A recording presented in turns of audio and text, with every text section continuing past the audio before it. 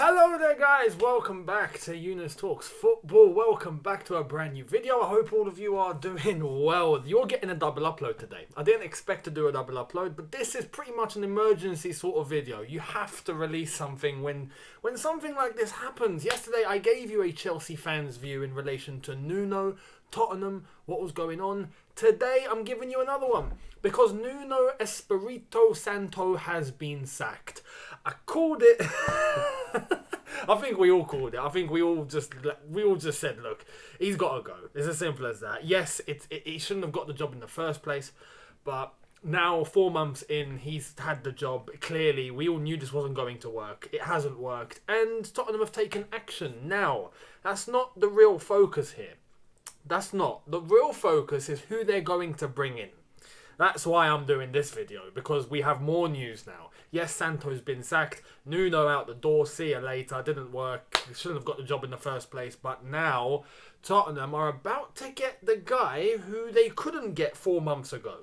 The same guy that turned around and said, nah, I don't take jobs halfway through a season.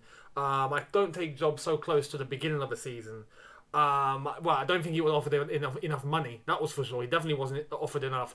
And now it looks like I think he is. I think now he's got all his cards on the table. He's like, look, you want me, you're going to have to do everything I say. Because if not, I'm just not coming. We didn't come a few months ago and I won't come now.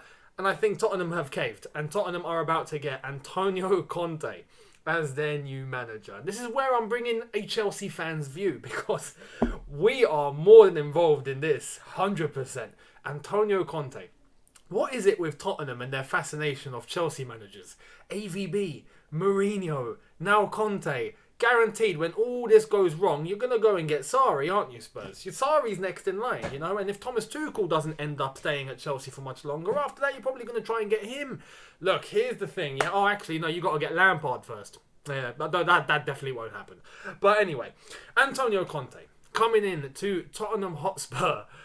Look, on paper, this looks unbelievable. Why? Conte is a top manager. We know this, 100%. And as a Chelsea fan, we've lived it, we've breathed it. We know exactly what Conte can bring to a team. The only thing is, we know what he can bring in terms of good, but we also know what he can bring in terms of bad. And this is what I think Tottenham haven't thought about. They have not thought about this. Let me sum it up in a way that I know loads of Chelsea fans will understand. They're going to hear this phrase and they're going to understand exactly what I'm saying. You guys remember at press conference, and not just one press conference, he said it quite a few times in his second season as Chelsea manager. We must be prepared to suffer. We must be prepared to suffer. Suffer. We will suffer. You know? You remember that? Yeah, Tottenham ain't ready. Tottenham, you're not ready. You're not ready. You're not ready. Here's the thing. And I'm going to be as objective as I can here. I'm going to be serious. I'm not trying to take it from a Chelsea perspective, from a blue-tinted glasses and have a laugh and then dig at Tottenham. No. I am going to give you a Chelsea fan's view, but I'm going to be a realist, and I'm going to be honest, and I'm going to say when it's good, when it's good, when it's bad, when it's bad. For Tottenham, I think, as I said, on paper, this looks good, but in terms of execution, this is going to go horrifically wrong. I'm just saying it now. For the first season, when he comes in, yes, this season, he is going to steady the ship. Tottenham will see better results. Tottenham might even get top 4. I'll say it now. Tottenham might even get top 4. He will get something out of these players. They will shift the formation to a back 3. That is going to happen now. Do not expect Tottenham to play in a back 4. He might try it out for the first game or two to see exactly what Tottenham are about. If he sees that's just not working, the switch will come, you'll go to a back 3, you'll start using wing backs, and boom, you've got yourself a Conte formation. Now, that's not necessarily the problem here. Conte coming to Spurs is a good thing for Spurs, without question. The problem is when it reaches the end of the season, and if you do make top 4, let's say you do. Like, to be honest, I think it's quite difficult when you look at who is in the running for top 4. Liverpool, Chelsea, Man City, 100% are going to be the top 3. 100%. So who's going to get 4th? Well, you've got Man United in the running. They got Oli. I'm not so sure that's going to work out. You've got Tottenham now with Antonio Conte. You've got Arsenal without European football. Can they steady their form and keep it going the way that it's going with Arteta? Question marks. It's possible. West Ham. Look at West Ham and the way that they're playing. They are definitely in for a shout. All of that for one spot. One spot. unless something really wrong happens with Man City, for example, because I think Liverpool, Chelsea are going to be up there. But I don't see it. I think it's going to be one spot up for grabs between 4 or 5 teams, right? With Antonio Conte, yes, he'll steady that ship. He'll get the team motivated. He will up the ante in the dressing room a little bit. He will get them fired up to an extent. The problem is, once it reaches the end of the season, do Tottenham have what it takes to go to the next level, starting next season? And what I mean by that is transfers. Because you best believe Antonio Conte, when he says, I want this player, he wants that player. If you do not get him that player, you've signed up for death. You've signed up for death. You have chosen death. It's as simple as that. You've chosen death. And he's having to deal now, even though he's got Paratici as the sporting director, who will be the mediator between him and Daniel Levy, but you best believe not even that will be enough to hold back Antonio Conte if he doesn't get his man. Yes, Paratici might make a case to Daniel Levy and go, hey, he might sell the player that Antonio Conte wants. He might do everything to make it look like this is the player that Tottenham need, Daniel Levy. Make it happen. Daniel Levy needs to get out the checkbook. Daniel Levy does not get out the checkbook. This is where it's going to go wrong. This is where it's going to go wrong. And the problem with that is, okay, maybe he doesn't want to spend as much as Antonio Conte wants. Cool. What do Tottenham have in their team right now that Conte can fall back on? Does he have the quality in the squad right now to go, hey, you know what? I might be all right with what I have right now. Does he? No. Tottenham do not have the minerals. I personally reckon there's about 5 players in that Tottenham squad that have something, right? That have something good. And you can look and go, yeah, you know what? You're actually a class player. Son, without question. I would say Harry Kane, but his heart's not in it. Now, Antonio Conte might get him to change his whole mental issue that he has in his head right now in terms of wanting to leave the club. Maybe Conte will sell the dream to Harry Kane and Harry Kane will revitalise. That's definitely a possibility. And I think if there's any one man out there that could possibly do that to Harry Kane, it is Antonio Conte. So I'll stick Harry Kane in there just because we know what he's capable of. And if he does, switch his head on and just get out of the whole thing of, oh, I wish I was at Man City, get over it. You had a verbal agreement with Daniel Levy. You didn't even bother to put it on paper. I mean, that's just naive. So it's as simple as that. Anyway, you know what sort of man Daniel Levy is. We all know what sort of geezer Daniel Levy is. He wasn't going to keep his word. Anyway, right. Kane. Lucas Moura. Without question. Ndombele. Yeah, you could say Ndombele. And you could say Højbjerg. Maybe Tanganga as well. I'll stick Tanganga in there because he's young. He's got promise. I think he's got a good enough ceiling. He's a decent defender. He's definitely got the attitude. I think he's a top professional. He listens. He gets the work done. Apart from that, I really can't see anyone else. Some people might say Reguilon. No, as far as I'm concerned. Some people might say Bergwijn. No, I don't think. I'm talking players you can really fall back on. That might be winners. I don't see anyone else.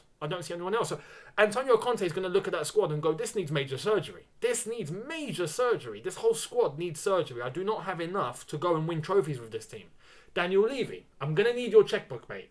Daniel Levy will go, you're a funny guy, mate. You are funny, Antonio. Look, we discussed this, yeah? I don't have enough, right? I got about £10.50 and a packet of crisps. Are you okay with that? And Conte will go, what? Are you making me suffer? And that is where it's going to kick off. Look, I predict, I'm making a prediction right now because we as Chelsea fans, we know. The thing is, when Antonio Conte came to Chelsea, he had a winning team. It was just a winning team that had issues behind the scenes. It was simple as that. There was actually nothing wrong in terms of on the pitch. It was all mental. It was all in terms of issues in the dressing room, issues within the club. Personnel within the club, the physios, Eva Carnero, that is where it all happened. It wasn't anything to do with actually on the pitch. It was just the morale of the entire club that fell apart with Mourinho, the physios and all of that.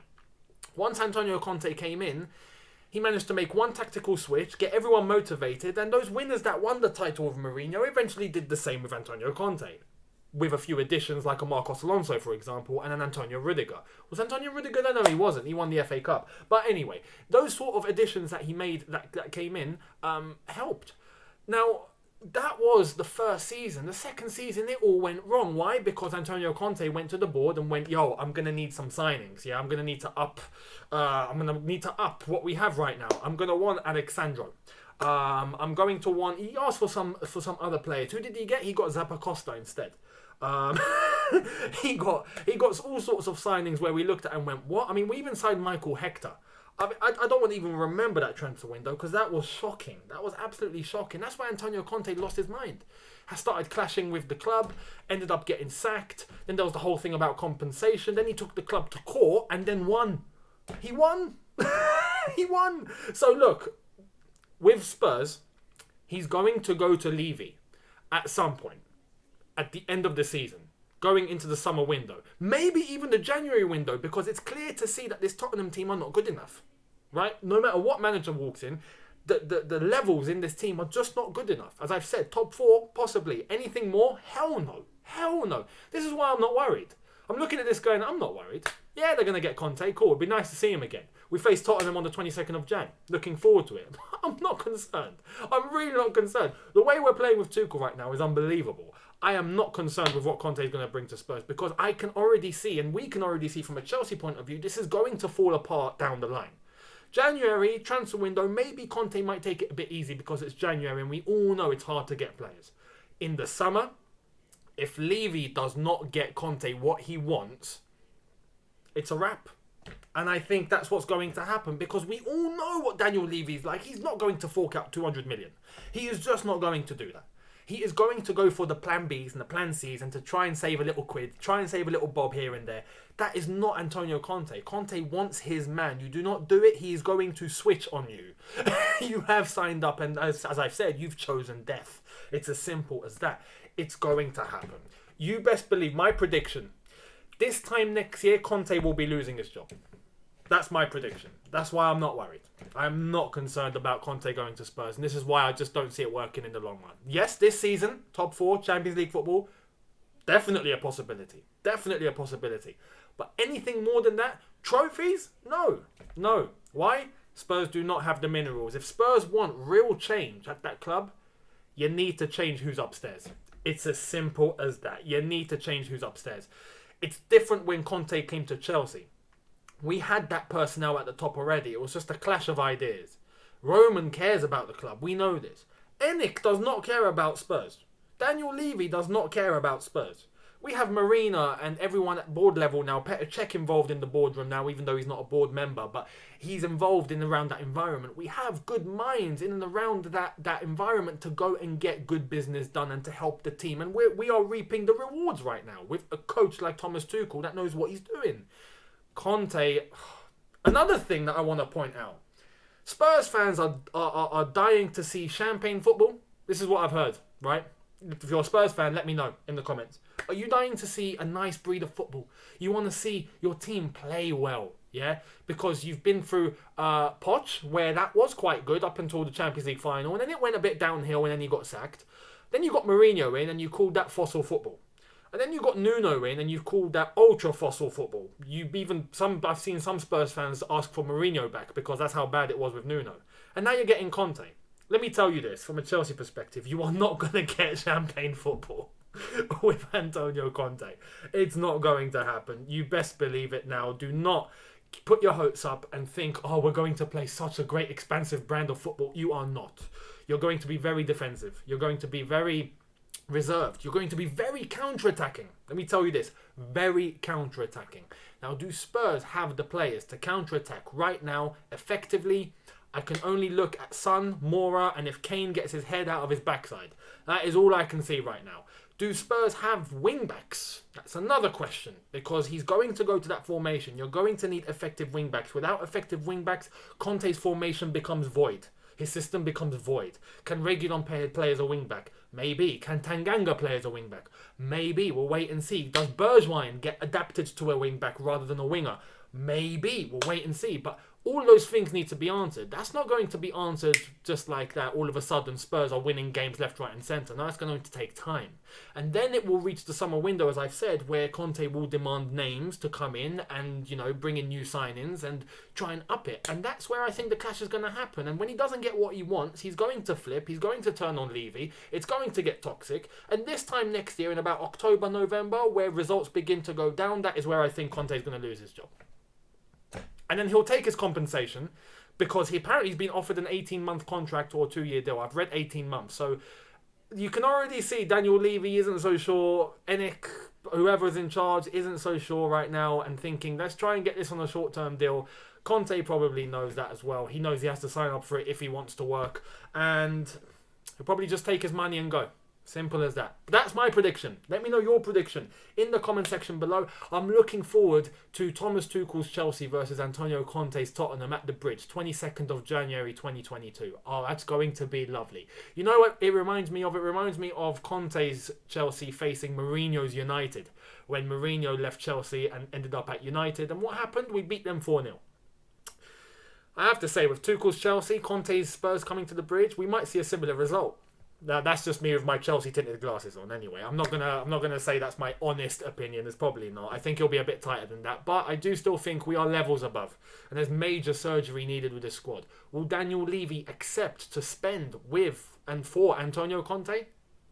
Doubtful, but we'll wait and see. Let me know what you think in the comments. I'd love to see it. Don't forget, video number 2 is coming out later. Malmo versus Chelsea preview. Champions League. That's going to get interesting. I will see all of you later on then. Hit that subscribe button if you want new. Hit that notification bell to be notified once I've uploaded. Smash like button if you've enjoyed this, and I will see all of you later on. Have a good one. Look after yourselves. Take care, and peace.